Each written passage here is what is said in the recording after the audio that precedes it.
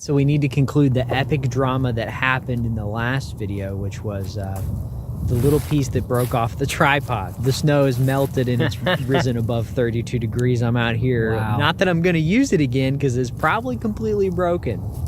But the dramatic saga, the broken tripod plate. I found it. Okay, so we're good to go. Now we got to find a new tripod to order. That's basically the end of that. Looks good. Spearman, if you're wondering. T-cam up close. It's time for the top, almost said 20, 50, top 50 albums of 2022. I'm going to show you the list on the screen, but I want to direct your attention starting with the 50th album and working our way up to number 1. I use this spreadsheet to keep track of all the albums that I like. A couple times I printed it out in full and handed it to people because they're like, hey, do you have any cool new music ideas or stuff that I might be into? I was like, yeah, I got a couple for you. So, and it just makes it easier just keeping track of everything because there's a lot. So in this first section, these are all compilations. A few of them I actually own on vinyl. I want to shout out a few of them. First of all, the great new Bonobo comp album came out a decade ago now, and they did a really nice 10th anniversary deluxe reissue in white on a double LP, and the second LP had a bunch of different versions of Bonobo songs and covers that they did at Air Studios in London, one of the most legendary sounding studios in the world. Sounds amazing on vinyl. Was looking forward to that high quality version to come to vinyl because I had been watching the YouTube stream that they had posted, I don't know how many years ago now, for a while. So I want to shout that one out. Then we have the Circa Survive live version of Blue Sky Noise, Live Sky Noise. Amazing psych rock.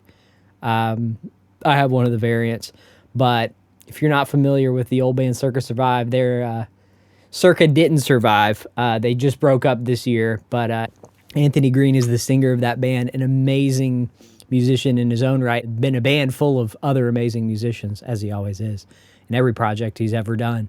So I want to shout those out too. Oh, one more. I'm going to give you Vildhjarta, Mastodon Forte. They did an amazing pressing of that. Sometimes they press vinyl so beautiful that it looks like you want to eat it or drink it. And that's what this looks like. They nailed the dark amber. Looks like a nice tall glass of something delicious. Not huge into comps. Yes, we're in. Number 50, The Wonder Years, The Hum Goes On Forever. Amazing emo pop punk album. Didn't blow my head off like, you know, maybe some of the other Wonder Years albums, some of the other pop punk albums of the past. We got to stop talking about the past. We got to talk about the amazing sound they nailed on this one. How they keep putting out quality songs that make you feel something, okay? As dead inside as I am, this album still made me feel something, and so I respect this album a lot for that. Big highlight, Old Friends Like Lost Teeth, the great one. A few highlights on that one. Number 49, Yard Act with The Overload. At first, when I heard this, I thought, whoa, this might be one of my favorites of the year. Brand new band, brand new sound with a cool twist on the post-punk from the UK that we've heard for years and years and years. Some people think it's pretty basic or pretty poppy or pretty whatever. I don't know. It stuck with me. Highlight, Rich, track 4. That line stuck in my head. It appears I have become rich. I love that. I don't know. At moments, it's a little too goofy for its own good, but in a charming way, in a way that you kind of respect. 48, Charli XCX with I'm a Mickey Mouse, I'm a Mickey Mouse, I'm a Mickey Mouse, I'm a Mickey Mouse, baby. Crash.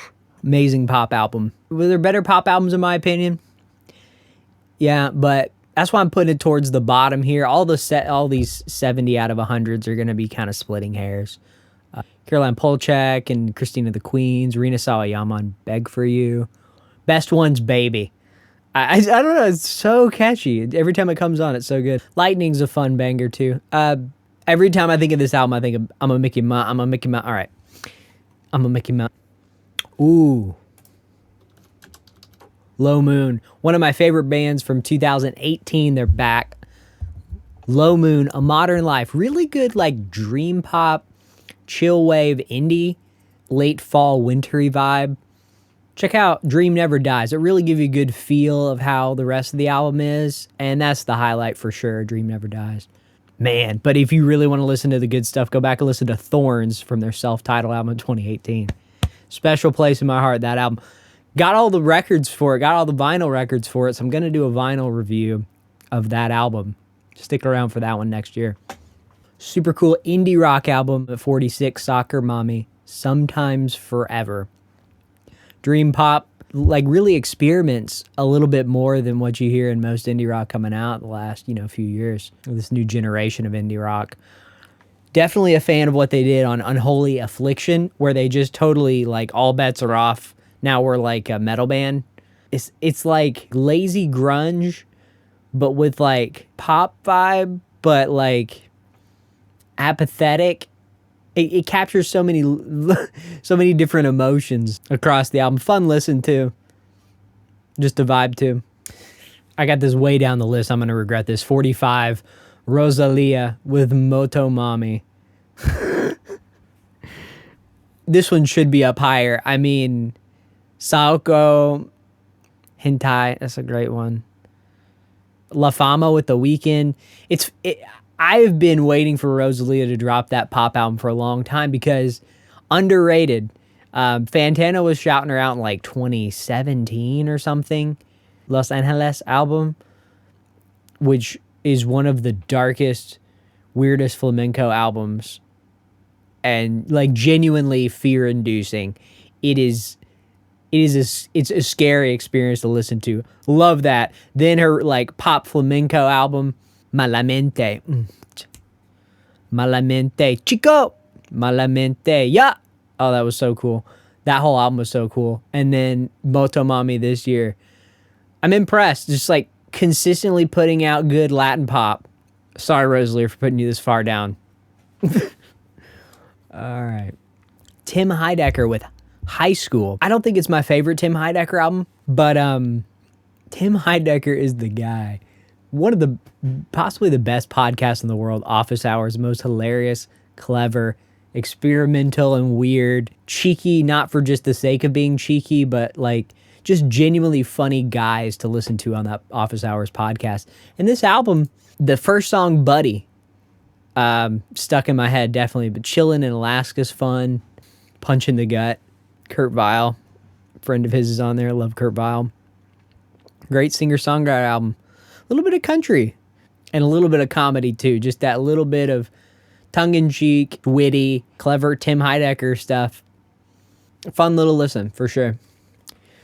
We take this moment, emo, post-hardcore, alt-rock, psych rock band. It's been putting out banger album after banger album for probably 17 years. And this is kind of their last hurrah. Didn't know it was going to be. Not their best album, but it grew on me. And now looking back, it's a cool sort of final statement. Imposter Syndrome, best song on there by a mile. Maybe Sleep Well as well. Circa Didn't Survive. Cool album though. A Dream About Death and A Dream About Love. And they just combined them into two dreams. Cool. Björk with Fossora. It's a great album too. A lot of people talking about this one. Probably shouldn't have put this far down the list. Defining art pop, Björk has been for, since the 90s. Just on another level, on another creative vibe than pretty much everyone else in the lane. Beautiful Icelandic singer who really went experimental on this one too, with just interesting sounds colliding. One I'll probably find myself going back to in years to come as well. But I think if I had to guess, I put this down here because it's not matching up as much. It's not matching up with like Vespertine or, Homogenic or the old albums that we all love from Björk. Still amazing. Need to shout that one out. Definitely deserves a spot, top 50.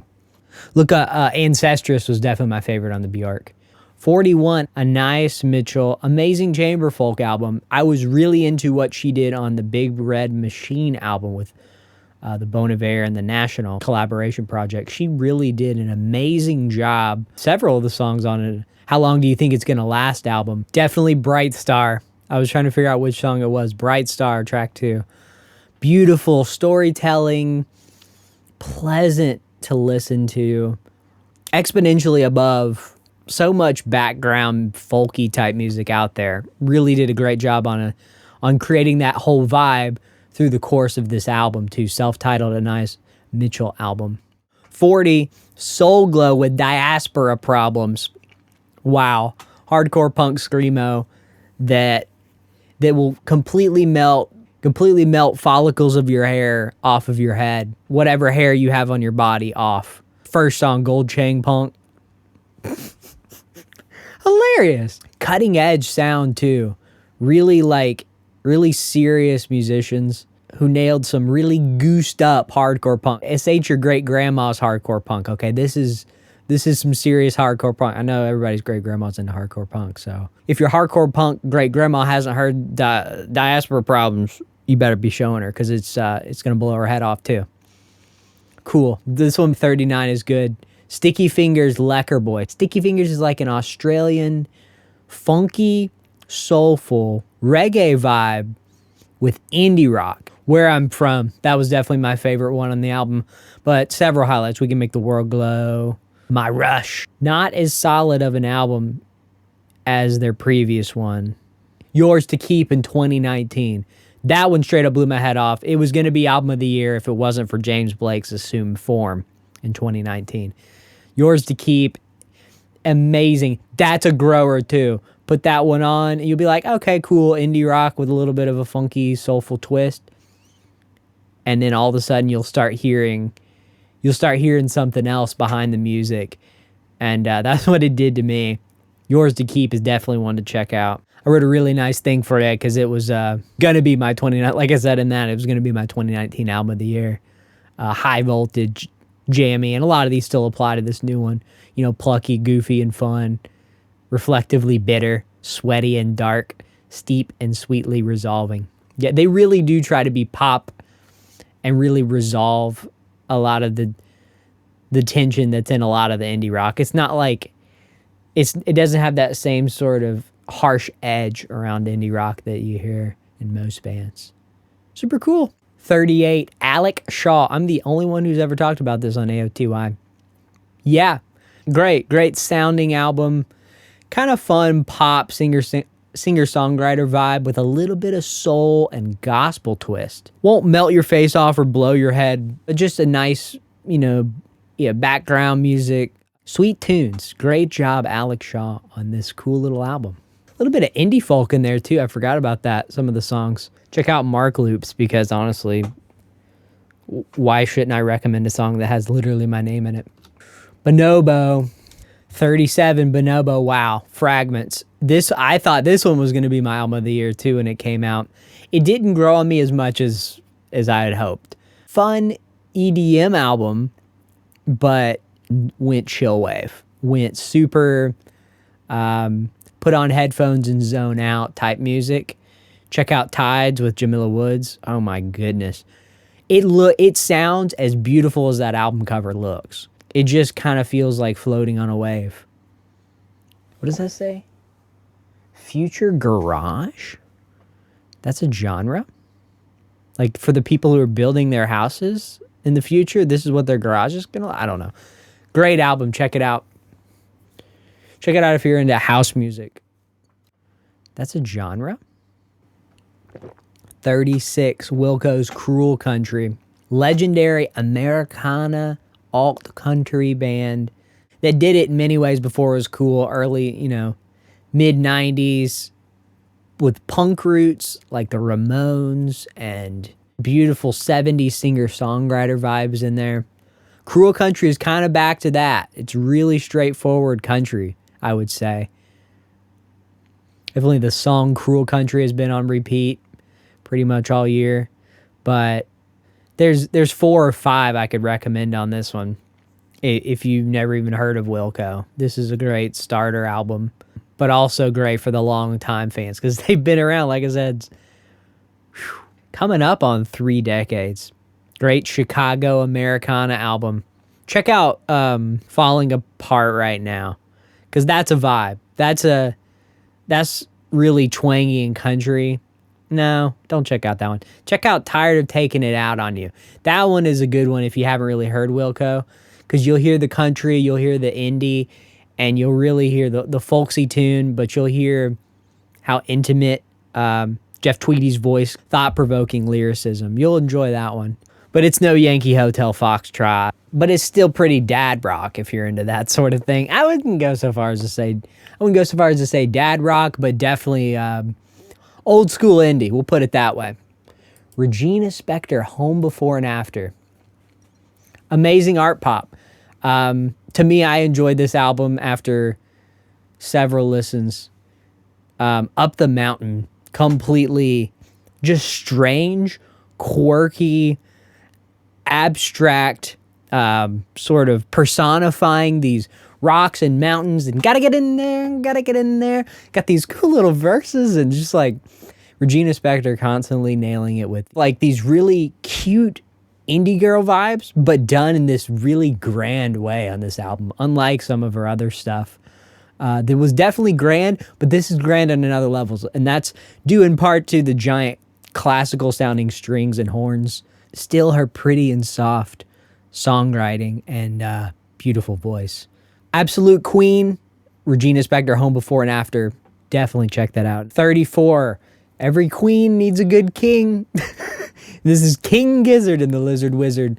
One of 3 albums that came out in October, one of 5 albums that came out in 2022.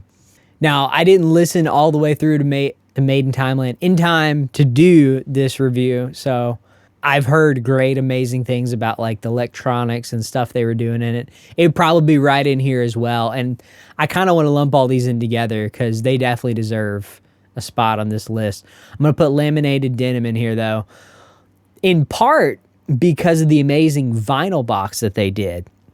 So they actually did a denim sleeve for the vinyl jacket. Unbelievable. 3 different types, 2 different washes of denim. So you have the raw, the mid, and the stone wash denim actually holding the vinyl jacket. Unbelievable. I'm just like constantly boundary pushing, genre expanding band. It's not really psych rock or prog rock. It's really kind of beyond that. It should be just like, it should just be pop now. Hypertension, though, I would say is better than The Land Before Timeland. I was on the fence about it. It was a cool vibe on the first 15 minutes, but the second 15 minutes, whew, that's the one that convinced me this was going to be a banger and a mainstay. But not even my favorite King Gizzard and the Lizard Wizard album that came out this year. We're going to get to them. Number 33, Decapitated with the album Cancer Culture. It's death metal for the death metal nerd. It's pretty technical. And I don't know. This one it convinced me right away. Just because it sounded so good. I listened to people started talking about this in 2011, right after it came out, The Carnival Is Forever. I was getting into death metal at the time. And it sounded awesome. It blew me away how good it was. I gave it pretty decent review. But Cancer Culture, I think, brought it up a notch. Speedier, quicker, more cutting. Check out the song Cancer Culture itself. I mean, the title track. That you just know what you're going to get on this one. And I like that. We need that. It doesn't have a lot of amazing twists. It has twists and turns. No kind of surprise that's going to jump out and completely like throw you for a loop. Solid album. 32, the band Cancer Bats comes out with a killer hardcore punk album. So imagine losing a guitarist and having your bassist step down and making this album. It's just keeping that intensity and morale high for more punchy groove metal that they keep doing so well. And, you know, a lot of the lyrics and the music videos and stuff like that they did, the promo stuff, was super self-aware and just like hilariously fun, kept me engaged. The music videos weren't ambitious because they didn't need to be. It was just great punk. They did some amazing stuff with the Bat Sabbath, Cancer Bats doing Black Sabbath covers. That stuff was awesome. That's a great place to start if you've never heard them. Then check out Bed of Nails off the Spark That Moves. Amazing. cool album. 31, Jack White. He's entering this list 2 times, spoiler alert. And for the first time, we're going to put Entering Heaven Alive on here. I was very much looking forward to this album. I just love the album title. Can we just stop for a moment? Just praise. How cool is the idea of entering heaven alive?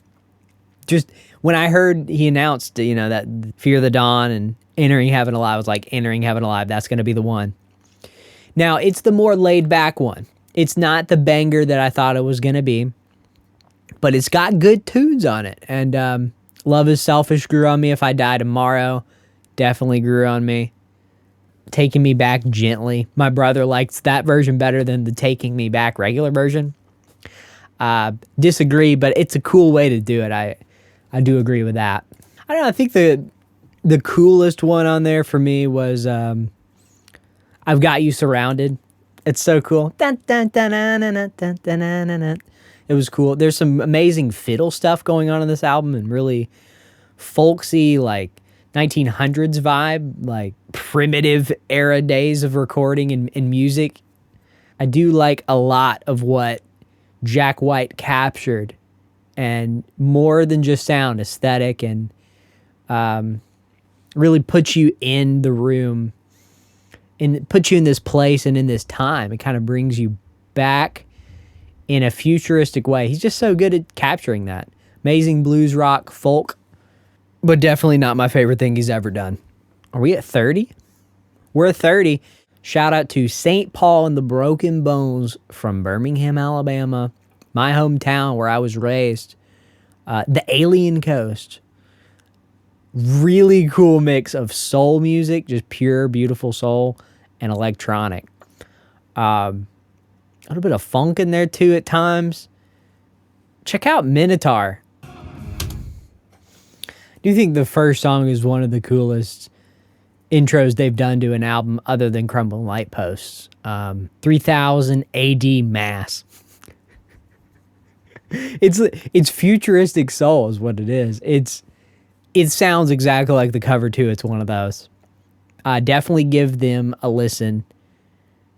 Man, St. Paul the Broken Bones singer, dude has a voice of legends. Okay. There, I said it. He has a voice of the legends. It's time for some weird pop punk with the band Pup. The unraveling of Pup the band. Trying to get my friend who is into pop punk into Pup, and I don't think he really liked it. For me, this album was awesome. It's a great follow-up to the previous one. I mean, not as amazing as Morbid Stuff, and definitely check that one out first. But Robot writes a love song. I showed the music video to my mom, and she liked it. It's one of those bands that can kind of cross over a little bit more to the pop than the punk, and I think that's what they were going for more on this one. There's definitely some punk moments, though. Like the 4-chord series and classic pop-punk sound that we all know and love, done in a fun and edgy kind of way. Not super experimental, though, despite what the album cover might be trying to demonstrate. Cool, self-aware pop-punk band, though. Definitely check that one out. Definitely deserves a spot on this list. A great listen from start to finish.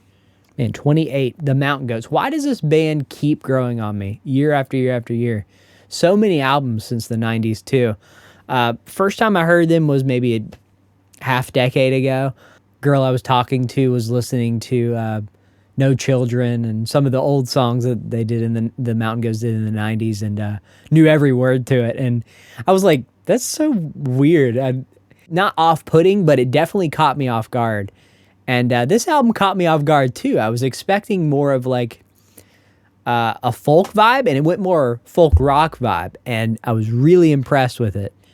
Guys in Every Corner was funny, but definitely Wage Wars, Get Rich, Die Handsome. I mean, that's my life motto other than Wage Wars. I love this album. Super fun listen, kind of cinematic vibe to it. Not as good as their previous album. I really vibed with their previous album. I don't know why. It's just a holistic listening experience. I really liked Dark in here. It captures more of what I like about the band. It ticks more of the boxes of things I really enjoy about the Mountain Goats. Still, this one was a stunner. Super cool folk rock album, Bleed Out, by the long-standing band, the Mountain Goats. Check it out. 26, Vildhjarta. This was a recommendation from a fellow Anberlin fan in the Anberlin Discord. Anberlin's one of my favorite bands of all time. You don't know who they are. Emo pop punk band from early 2000s. In the Discord, they were talking about this album, and I was like, okay, I like Tooth and Nail stuff, the label that put this out. So I'll give it a shot. Very cool indie rock album. Doesn't check every box that I love. And it actually goes more of a dream pop direction most of the time. Sometimes it's just trying to be, it's a little bit try-hard edgy. But that's just at moment. Really is an outstanding listen. I don't know if it'll grow on me or not. But if you are really into like dream pop with that indie rock twinge, I wouldn't say perfected, but they really make you kind of just sit back and enjoy. And that's what I respect a lot about this band. Maybe they'll put out something that'll blow my head off in a year to come, because this is a really good listen. It's a really good dream pop listen as well. Really good. 25, Zeal and Ardor. Self-titled. Now, Andy Fantano did not like this one, and it didn't get amazing reviews in comparison to some of the other bluesy stuff that he did in the past, but I'm telling you what, I like what he did here. He captured a new aesthetic and took it one step further, I think. In the past, it was kind of this fist-up, bluesy, anti-establishment vibe, and now it's just like complete and total anarchist. And I don't know, I love that he was able to put the anarchist mantras into music. It really holds my attention for pretty much the whole album. Not every moment of it, but Death to the Holy is a vibe, dude. It's a nice breakdown in it, like a metalcore breakdown in it. This album is so cool. Looks like Run the Jewels too with the hands. Definitely check it out if you like that avant-garde metal, a little bit of black metal at times, and always keeping that bluesy soul core. Zeal and Ardor. Great album. 24 with Krungbin and Vildhjarta. I don't know. Neo psychedelia. This, I was waiting for a new Krungbin for so long. This album was excellent. It really takes and runs with all of the sort of Spanish-infused stuff that they were trying to do with the song Pelota. I don't know if you heard that one. Off the previous album, and does a little more vocal stuff. I like that they're pushing the envelope into that new direction. They just really nail this sound. The Guardian likes it. Not that that should be a reason you should like it, but check out the first track. It's really cool. When I say the word simple, when I say the word vibey, they capture those two things near perfection every time. Are you ready for some pummeling sludge metal? All right, number 24, Conjurer with Pathos. Literally the genre, atmospheric sludge metal. And it definitely qualifies as a metal album, but it's more than that. It just slams it down your throat. And that's what I love about metal. Certain bands that really sharpen their skills and hone that sound of pummeling. Like, knock you over with the 1-2 punch of sounds, the really deep bass and the really, really aggressive guitars, slamming drums. But it does it in a way that still takes you on that atmospheric journey. So that's why I fell in love with it. I do like my metal and I like it to slam in the face, but it has a self-awareness that allows it to sort of sit back and be atmospheric at times and still be pleasant and pummeling. Sweet and spicy. Conjurer. Definitely check that one out. Not a lot of people were talking about that, but atmospheric sludge metal for the year. That's for sure on this one. 22. Domi and JD Beck. Not Tight. One of the coolest jazz fusion albums I've heard in possibly forever. I'm so glad I snuck this one in. This one was one I didn't listen to, and I don't know what I was thinking. I delayed on listening to this. I'd heard of Domi and JD Beck through, believe it or not, a Guitar Center employee when I went in to buy some stuff. And I was like, how do you spell that? Domi? And started pandemic, like 2020. I was like, cool. Wow, really cool jazz that like legendary performance and music knowledgeability, but also translating it. And then this album popped up with amazing collabs with Thundercat and Mac DeMarco, Herbie Hancock, Anderson .Paak, others. The Mac DeMarco one stood out to me for sure. Two Shrimps. I just thought that was so cute. Just like Mac DeMarco and how laid back and chill he is and not technical. And then you have these two like amazing perfectionistic technical musicians in the same song. So I love that chemistry. And Mac DeMarco's always cheeky and fun as well. Definitely check out that. And thankfully I snuck this one in there. The Kings are back. Number 21, King Gizzard and the Lizard Wizard Changes. So yeah, I'm going to go ahead and tell you. Highlight, huge standout. Hey Dancing, what a vibe. Just the tongue-in-cheek idea of like, you know, first you hate dancing. Then you start to warm up to it. Then you start loving dancing. Yeah, I just spoiled the song for you, but clean and interesting progression. It really does put you in a place, and knowing that they made this in many, many different places over the course of, 5 years since 2017, when they did a cool documentary called Sleeping Monster. I watched it twice. I think they capitalize on every ounce of the creativity and talent that they have been blessed with. King Gizzard and the Lizzy Wizzy at number 21. Check out Hate Dancing and the music video and just laugh. That's such a fun song. Wow. Number 20, Lights, with the album Pep. Very cute electro pop album. She's definitely in the alt pop world, and she's been there since, the days of MySpace.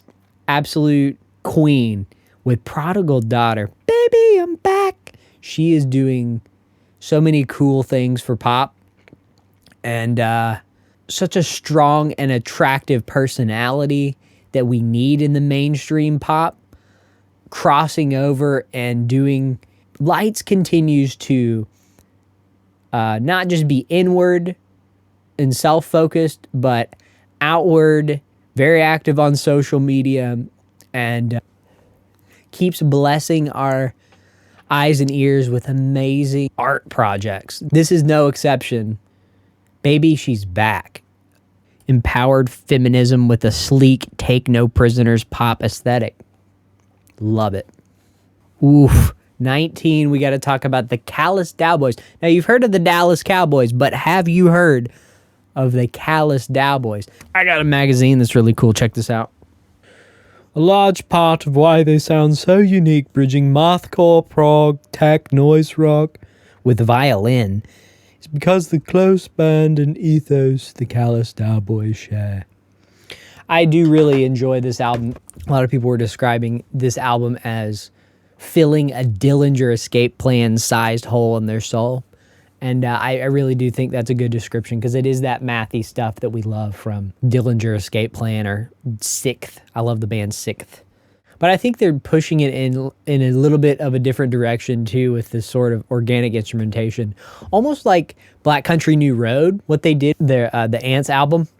Nothing like that is sort of in sound, but the principle of taking those organic instruments and bringing them in to this mathcore context. I really do think they did a great job on Celebrity Therapist. The Elephant Man in the Room. That's the first one I heard. It took the wool out of my eyes that had been put on there by, I don't know, fake propagandists from critical reviews. It still is an amazing album. Number 18, coming at you with some jazz fusion, some new jazz. The Comet is coming. The Comet is coming. The Comet is coming. Guys, the Comet is coming. You gotta be careful. The Comet is coming. One of my favorite moments of 2022 was popping in the record store and the employee was dropping the needle on the Hyperdimensional Expansion Beam album. And I was like, wait, I recognize that, as the song Code was coming on.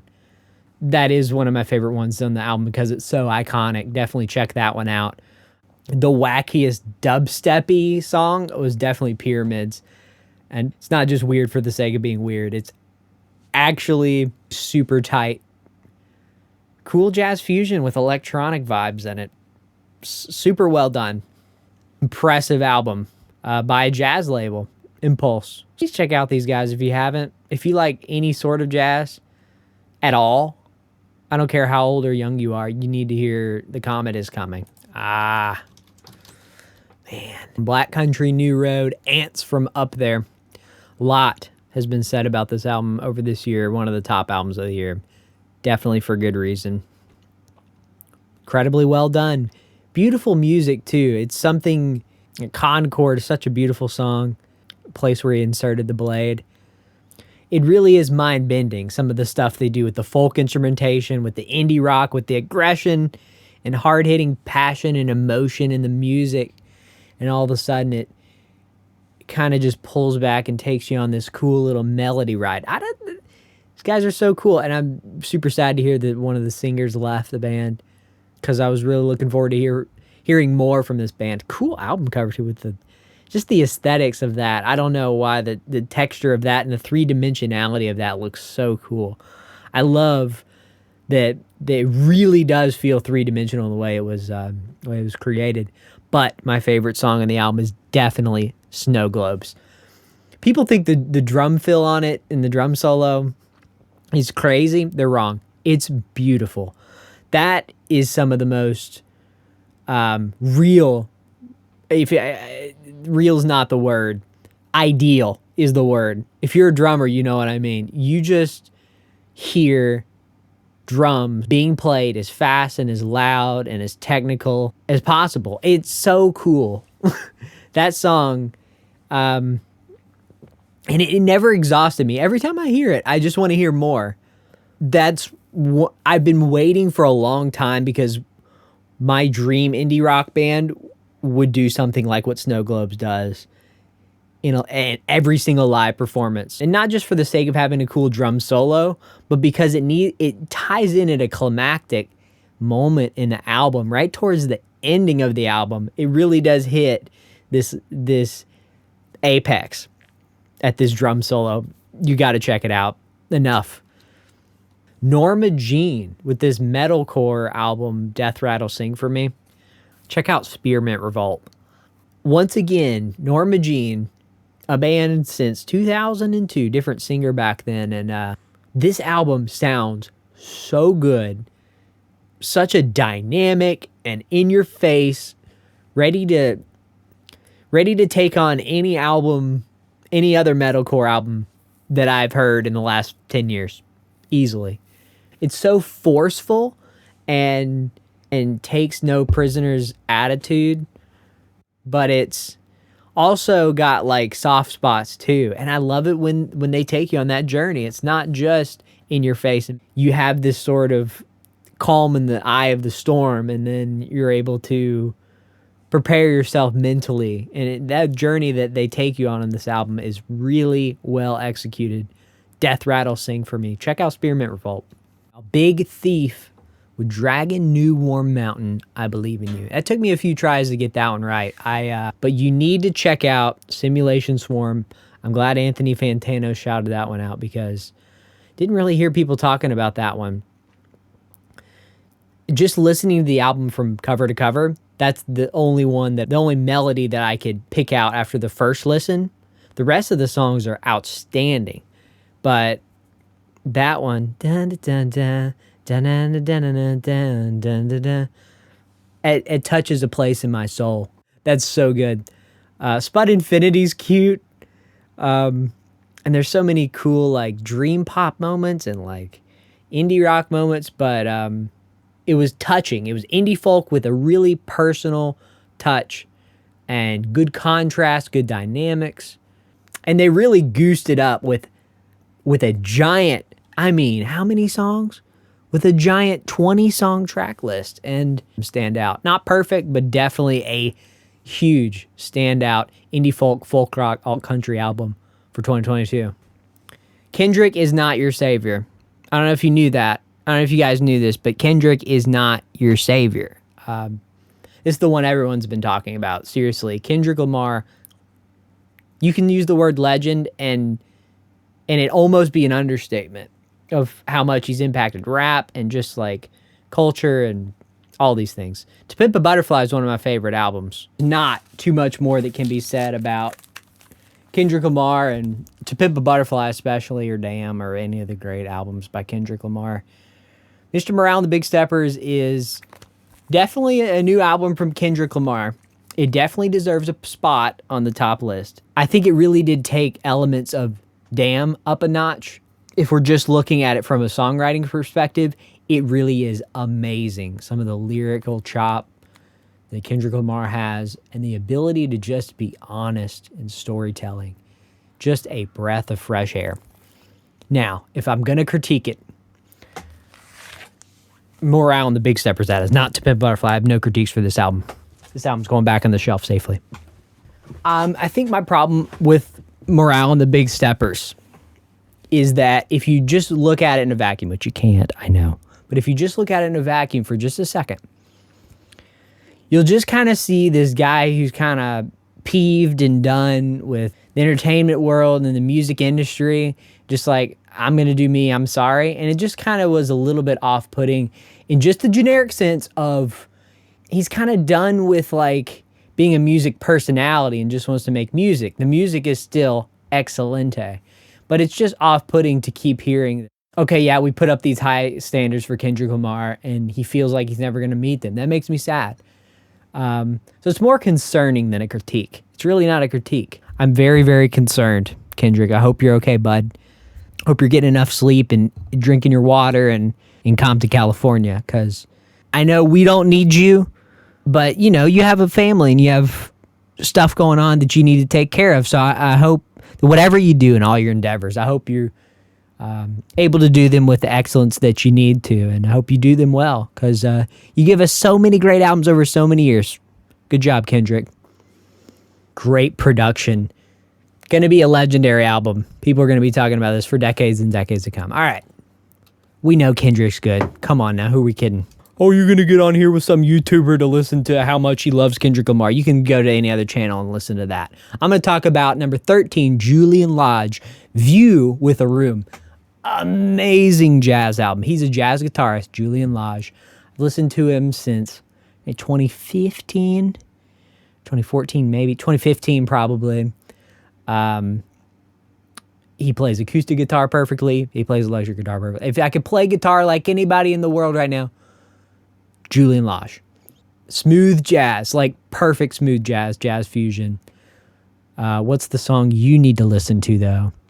You need to listen to Chavez. That's the one. And there's so many good songs on this album. I wanted to put it top 10.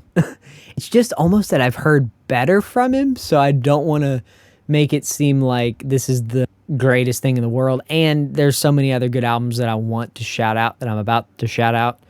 But you need to hear Julian Lodge if you haven't, and oh my goodness. Smooth jazz, background music, foreground music, amazing attention to detail, beautiful. Number 12, we have the amazing album by the amazing Black Midi, and they talk in this narrated voice through most of the songs, and then they shout, and then they get loud, and then there's explosive jazz and indie rock instrumentation and amazing avant-garde music and amazingly detailed album covers with oversaturation and things popping out at you. All right, listen. I like Cavalcade better. I'm sorry. I'm sorry. I didn't mean to hurt your feelings. I really didn't. This album is great. This album is fantastic. It's brutal. It's sappy. It's funny. It's genuinely good music. Amazing songwriting, lyrics about weird concept stuff that is worthy of its spot. Very, very experimental, and not for everybody. Not for the faint of heart. And Fantana loves the crap out of it, and I see why. If I had to critique it, it's not that it drags on too long. I think the journey that it takes you on is a little too winding. Is it too experimental? I wouldn't say too experimental. I would say it's more exasperated and desperate than consistent. Now, that's a weird critique to make of an experimental album, but still straight fire, straight hellfire. It is must hear, and it does have some cool locking grooves on side 1 and kind of on 2, but not really. Mostly on side 1. It goes to woo, woo, woo, woo. I did a video showcasing that. I was one of the first people to notice that and talk about it online. I think I was the first person to talk about it online. I don't know why people didn't notice it. Worthy of its spot. Black MIDI. Definitely check out Cavalcade too. I did a video talking about all the flexi discs that they did with cover songs on them. Outstanding. They're so creative. Just funny guys. I really enjoy pretty much everything Black MIDI ever does ever. Great job. You may have heard of Brian Eno, the absolute amazing creative thinker and mind of our time of ever since the 70s and 80s and 90s, 2000s and now. He has revolutionized ambient music. I think that's even kind of an understatement. He's the ambient guy.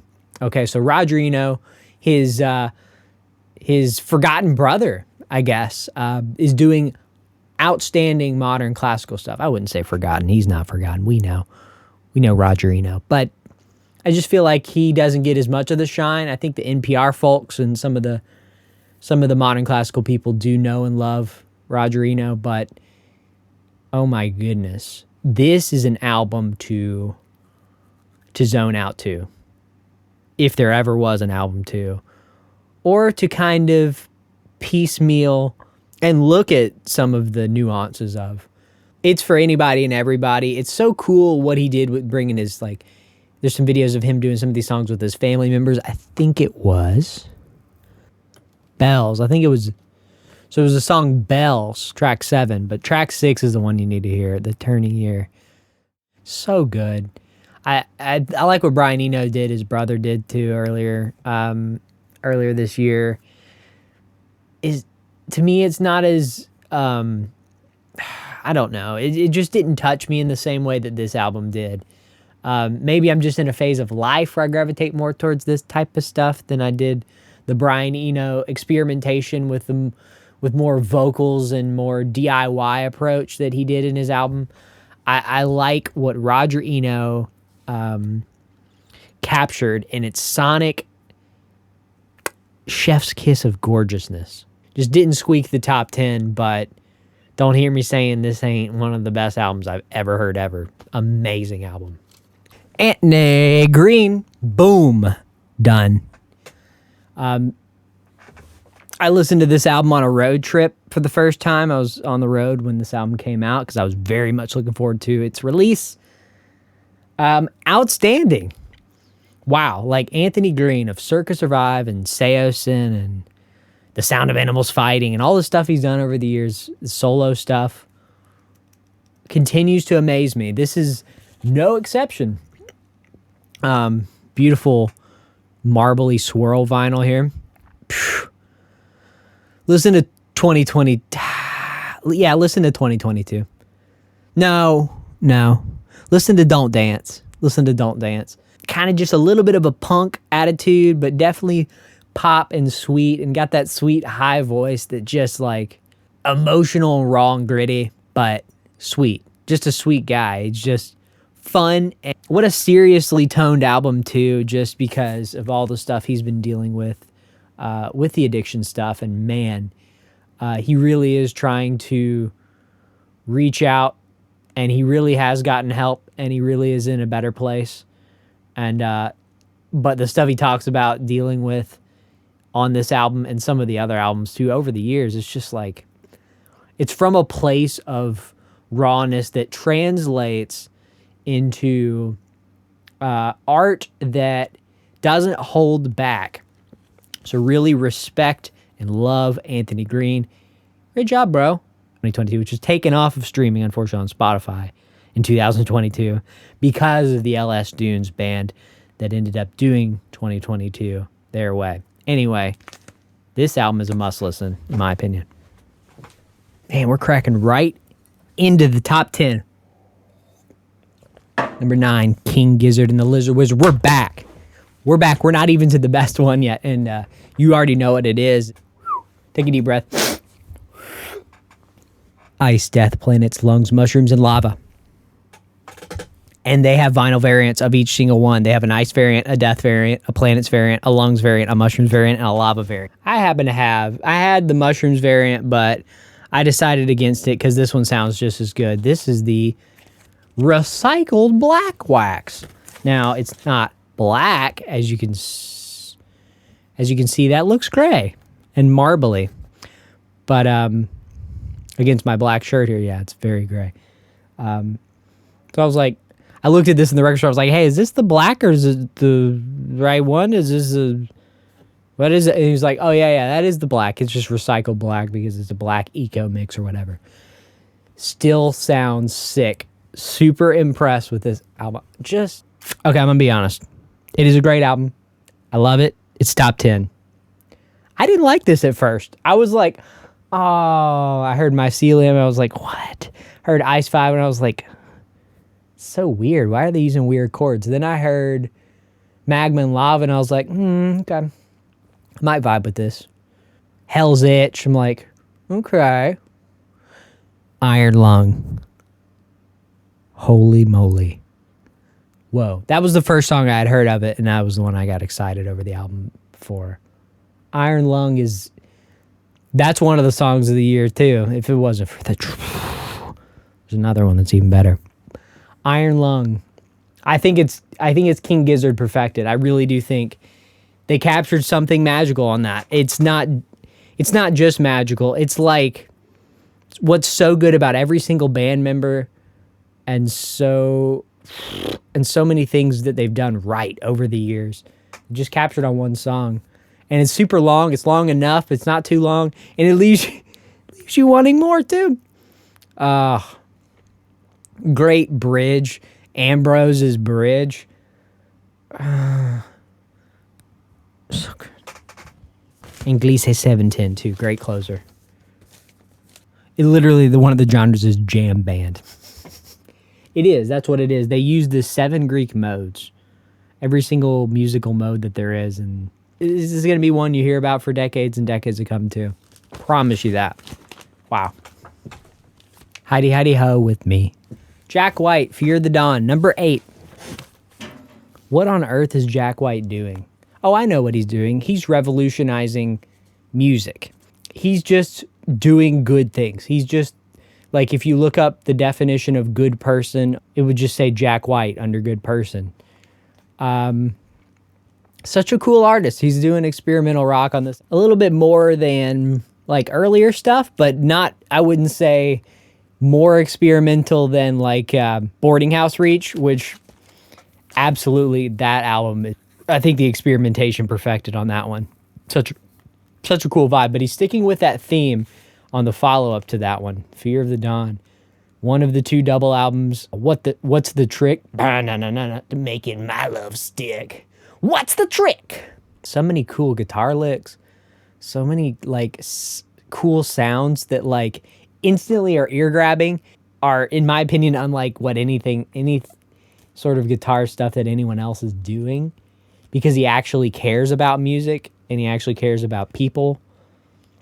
Great vinyl pressing plant, Third Man, record company Third Man Records.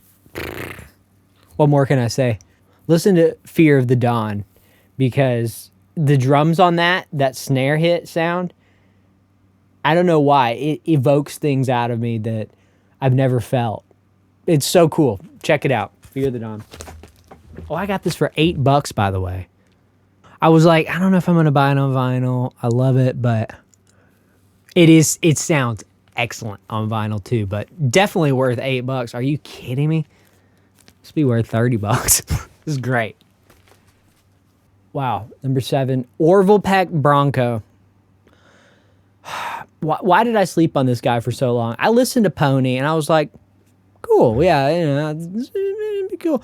Bronco comes around and I finally get it.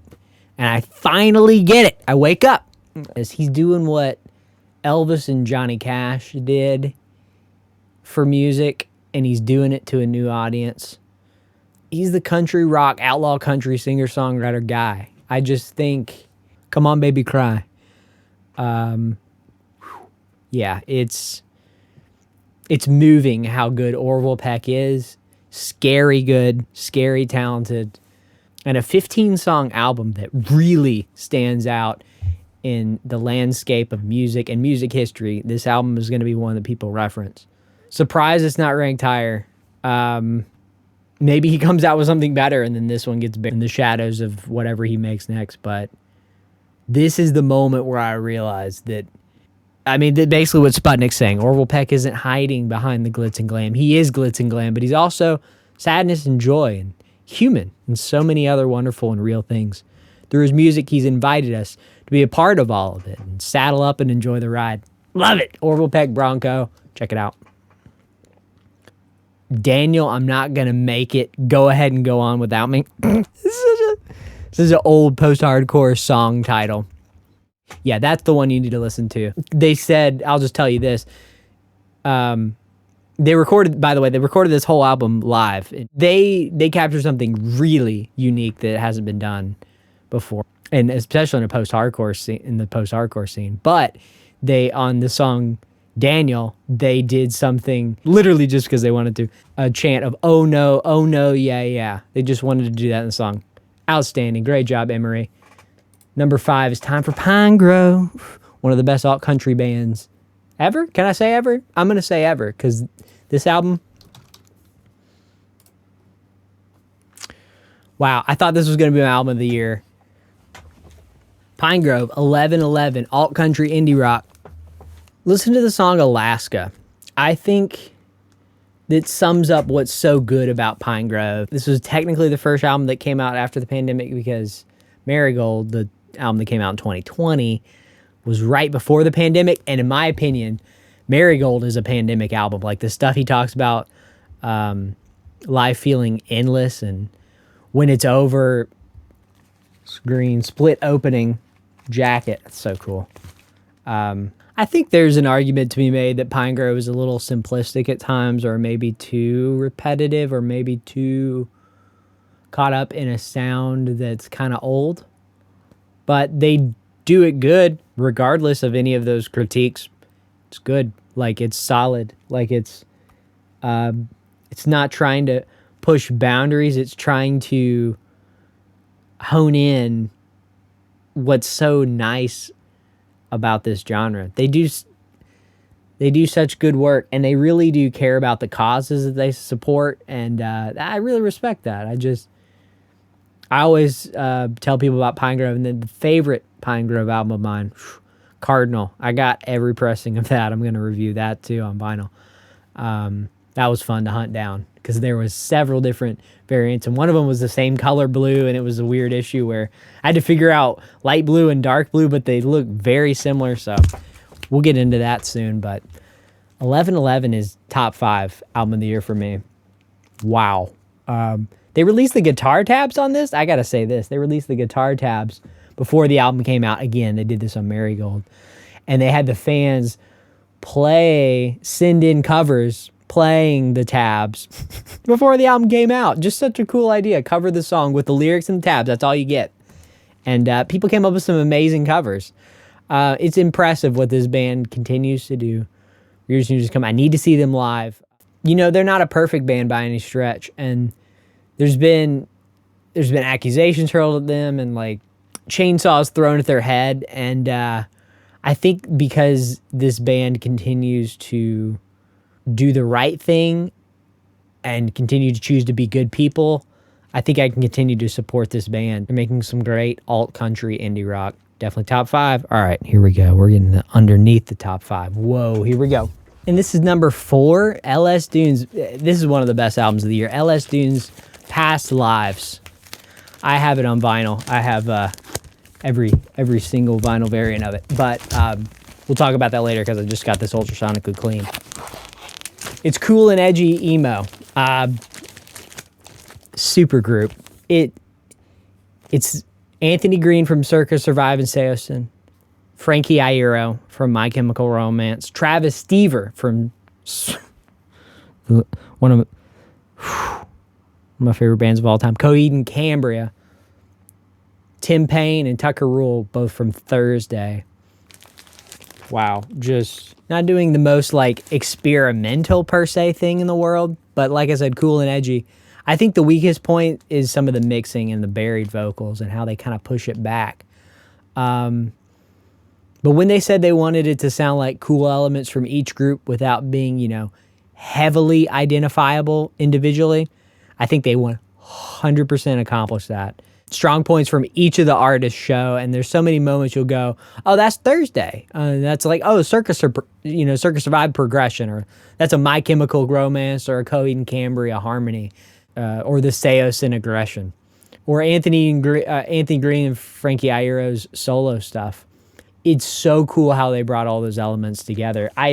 It's funny, I saw this band name on Twitter Anthony Green was talking about, and I was like, oh, cool, new band he's probably helping promote. Not that he was in the band, just some new band that maybe he was touring with or something like that.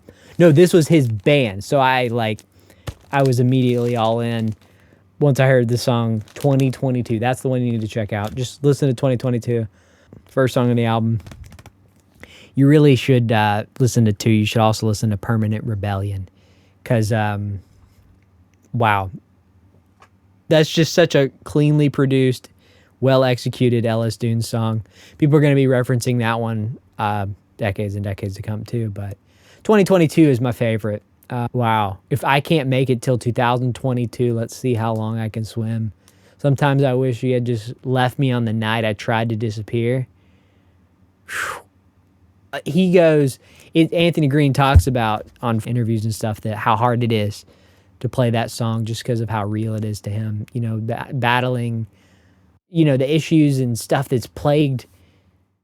Well done. Looking forward to what's next for this little super group of a band. The group is super. They hate being called that. Dude, they're just a great new band from members that you know and love. So go listen to it.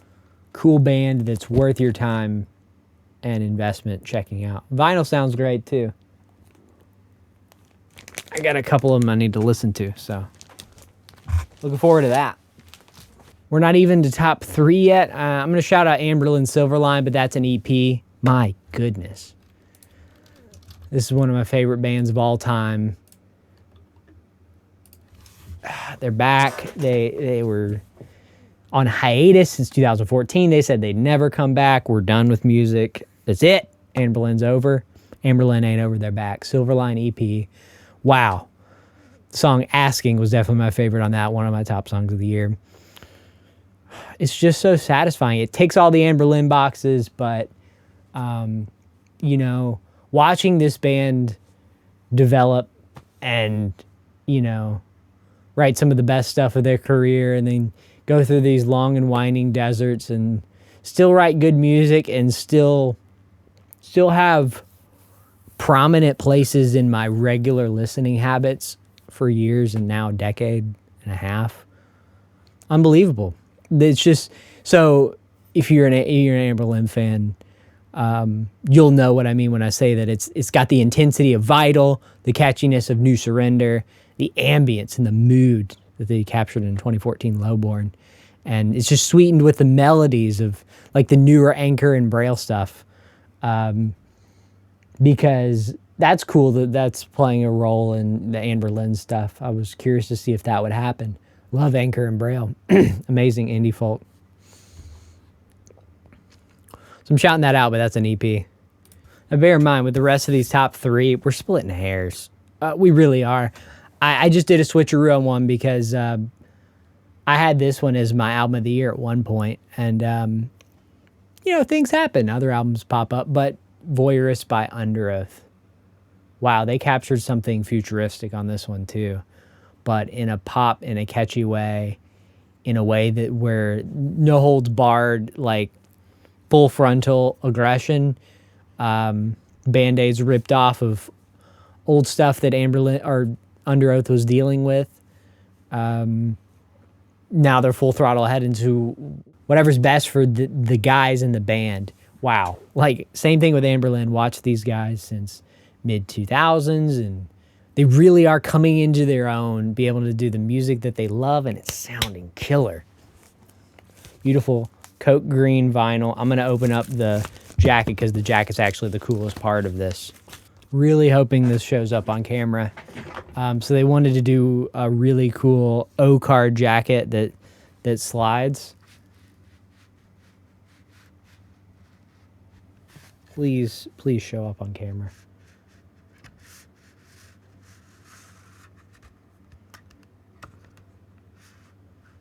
Oh yeah. Whoa.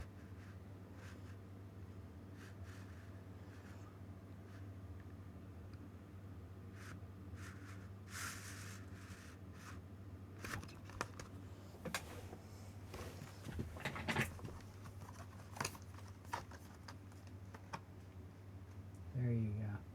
Looks like a digital glitch effect. Oh my goodness. Same thing with the back, but it's got a, oh, you can already see what's about to happen here.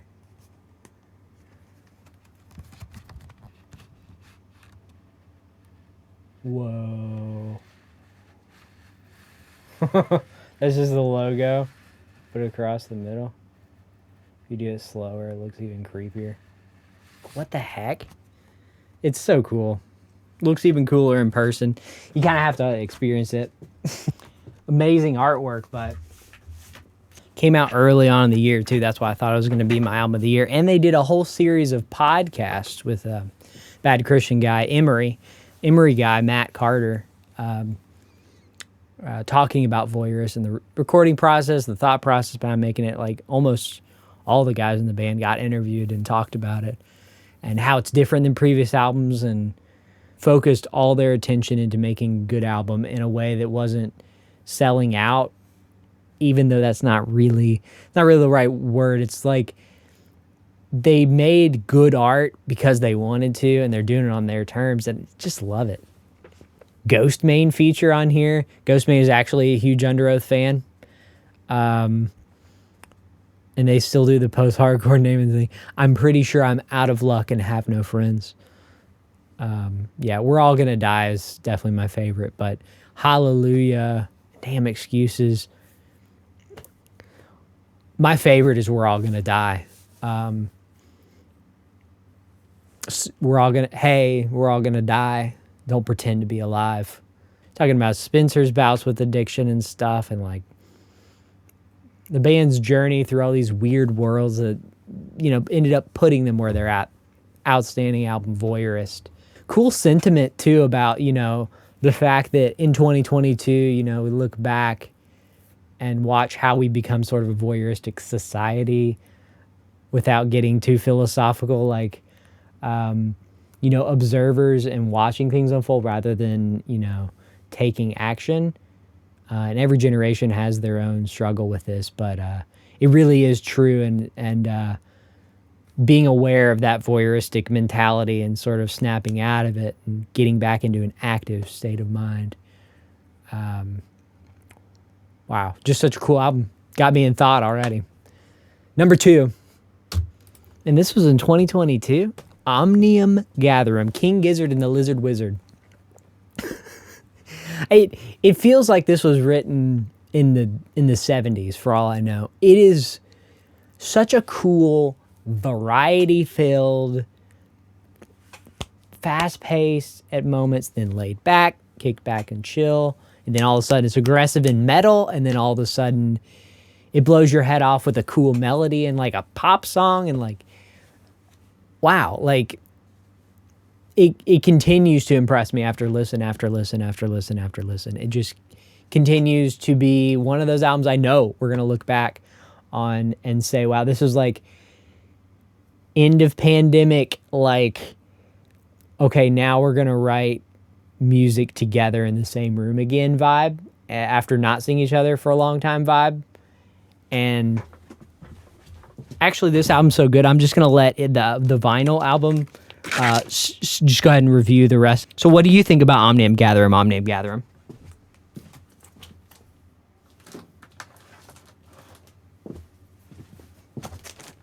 By the way, this is the, I happened to get a lucky, what do they call it? Lucky rainbow wax, and both of them are purple, which is sick. My other one's awesome too. It's like gray and orange, which I was impressed with, but you know, I wanted some cool colors too. So I actually have 2 Lucky Rainbow Editions wax and the black wax in there too. So I have 3 copies of this album on vinyl, which is 6 pieces of wax. So good. So yeah, do I need to say anything about Omnium Gatherum? Number 1. Coheed and Cambria, Vaxis to a Window of the Waking Mind. I did a video on this. You probably already saw it. It's reviewing every single vinyl variant of this album. I do have every single vinyl variant of this album still. I'll quickly flip these around and show you every single variant that's available for the OG copies of Vaxis 2 in 2022.